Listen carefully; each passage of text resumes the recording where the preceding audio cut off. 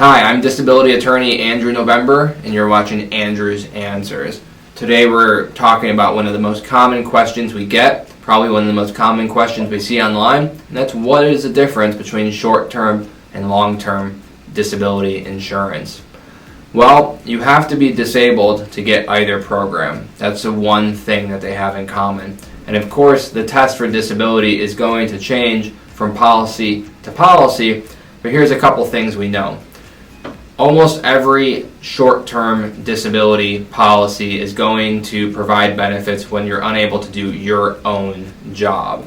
That's true with long-term disability, but usually only for the first 2 years of that disability policy. Again, so for the first 2 years of both the short-term and long-term disability policies, you're only going to get benefits so long as you can prove that you're unable to do your own occupation.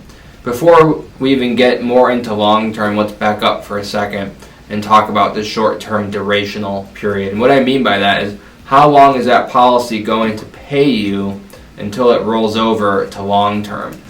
Short-term disability policies differ in length, but I would say confidently the average policy is about 6 months long. So that means for the first 6 months of your disability claim, you'll be paid under your short-term disability policy. But I have seen them as short as 3 months, but I really feel confident in saying that they're almost always 6 months. So, after exhausting the maximum benefit period of your short-term policy, you typically will automatically roll over to long-term disability.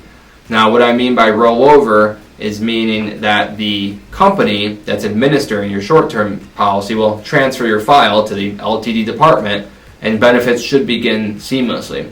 However, it's not always that seamless, so you need to be proactive and make sure that there's no separate application required in order to start your long-term disability claim. Don't be afraid to ask that if you expect to be out of work past that maximum benefit period, which again I think is going to be about 6 months. Another thing to watch out for is oftentimes short-term and long-term disability claims might be administered by different companies. It's very common for me to see short-term policies administered by employers, third-party administrators that the employer hires, or a completely separate insurance company. If that's the case, then you're definitely going to have to file an application for long-term disability because your employer or its third-party administrator or the separate insurance company is going to have nothing to do with your long-term disability insurance company. So if that's the case, make sure you have your ducks in a row and you understand that you're dealing with several different entities and you're following all the timelines so you can have that rollover or that easy transition from short-term to long-term disability. So tying it all together, once you transition over to long-term disability, usually it'll pay you disability benefits for the first 2 years if you're unable to do your own occupation. After that 2-year period, you're then going to roll over to any occupation test for disability. And what that means is you're disabled from doing any occupation, or you will be found disabled if you can't do any occupation.